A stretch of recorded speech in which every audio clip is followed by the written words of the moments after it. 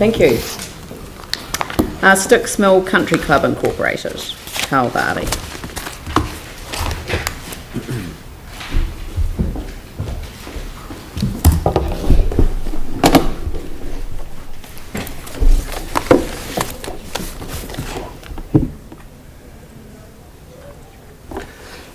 Good afternoon, my name's Karl Varley. I'm the Executive Manager of the Styx Country Club. So we're here to talk about the submission on the set of lights for the Gardeners Road, Herewood Road intersection.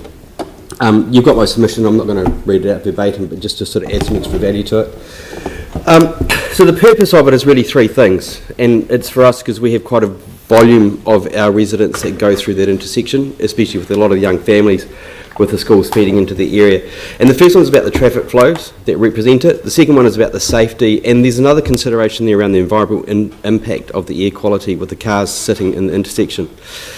So the first one is around the flow, and just to draw your attention to this picture up here, because this is sort of quite significant to part of the challenge that we have around it, which is because of the design layout of the road, firstly, the cars can park quite close to the intersection on the side of the road, which means cars are actually having to come past the actual stop line to see where the cars are coming on either side before they can actually cross the intersection. And that's also creating a problem for the cars that are turning left, have to then come out past that car further to see that. Now, if you're a cyclist, and if you look at that white dotted line right now, you have to swing back into the flow of the traffic to get past that. So we've got significant issues around flow, is firstly getting across it and turning left and right into that intersection as well. And so the submission around a set of traffic lights in that area will be able to speed up that flow and actually to be able to make traffic go a lot faster. And also with the changes to the Johns Road now, that we are finding that there's a lot more significant higher volume of traffic use in the area as well. Second point I want to make is safety, which again I touched on briefly about the flow here. But just anecdotally I want to say this, is the number 6 road intersection that you put on your risk register right now is the intersection of Sawyers Arms Road and Gardeners Road, which is the one intersection back. Now, a couple of challenges here, and this is around where the measurement of the data comes and then how it gets interpreted. So the fatality and serious injury index that they use to base the rating of these roads, from a business perspective, is you've always got a flaw when you're looking at retrospective or historical data. And the best analogy I can use to it is, it's like driving the car looking out your rear window as you do it, because you're looking at historical data. And the latest data that they're actually basing this information on is from 2005 to 2012.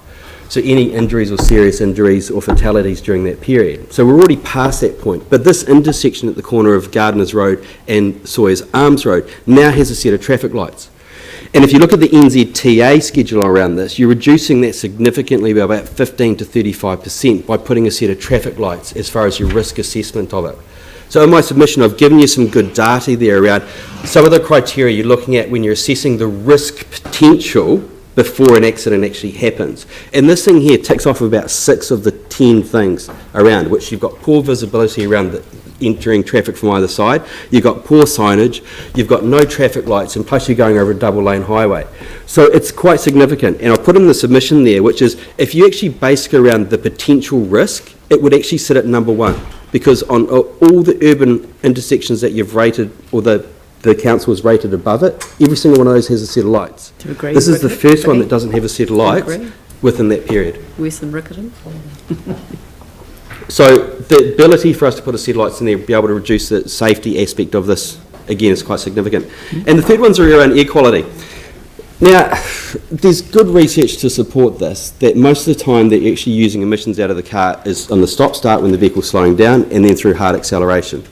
And you only have to sit at this intersection to see that this is just the prime example of where that's actually happening, where cars are stopping and then they're creeping in and they're accelerating hard out of it. And also too, some cars are actually diverting left and right and actually taking a much longer path to get to where they want to as well. So there are some environmental impacts and advantages in actually putting the set of lights in this intersection as well. So that's my key points, is just around the fact that A, we can improve the flow, safety and the quality. And just one little story to finish it. So I've got a son who's 4 years old. So I would quite happily let him cross your number 7 intersection at the corner of Sawyers Arms and Gardeners Road on his own with a set of lights. He can push the button, he understands green, he would go across it. I challenge any of you with a 4-year-old son to let your son cross that road. Thanks. When you're driving down the road, just to grab your analogy, you do keep your eye on the road ahead, but you also keep your eye on the rear vision mirror.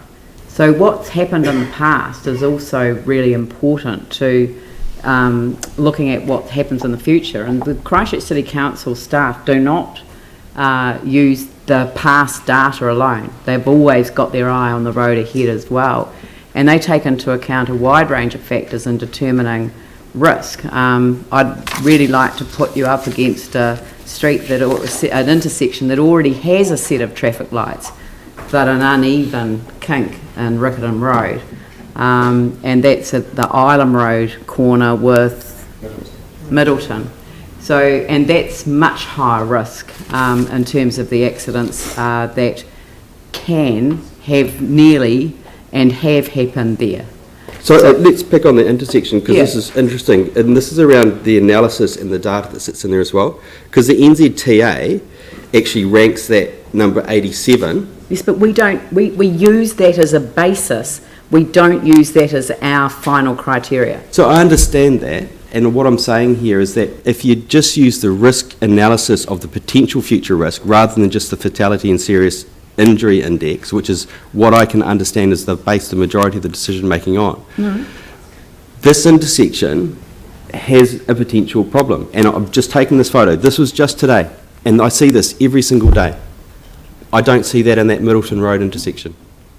No, you don't see that. You see people not knowing that they can't turn right in front of a car turning right the other way. Yeah, and look, I know it's a difficult... More people get killed at traffic light controlled intersections than they do at uncontrolled intersections. And again, it's about seeing the data around this, but strategically, NZTA backs it up as well. Put a set of traffic lights, you improve the safety factor. The safety factor is more improved with the traffic lights there than not. Oh. But this is more about just the safety, this is about the flow as well. It's about setting priorities. Yeah, and Yanni. Just quickly, in terms of a non-traffic light solution, have you thought of things like roundabouts or any other sort of solutions that we could put that possibly weren't as expensive in the short term? Yeah, look, and you only got to go down to the Farrington Street big roundabout down there where you can see that flow of traffic and that safety improves from that. And look, from our perspective, is we just want to see it improved and we just want it brought up. And I think the assessment of it as to where that risk sits is higher than probably what it deserves on that list. But yes, potentially a roundabout on there, if it's able to be done, it would improve the safety, it would improve the flow, and it would improve the emissions. Any other questions? That's lovely. Thank you very much for your time. Thank you. Much appreciated.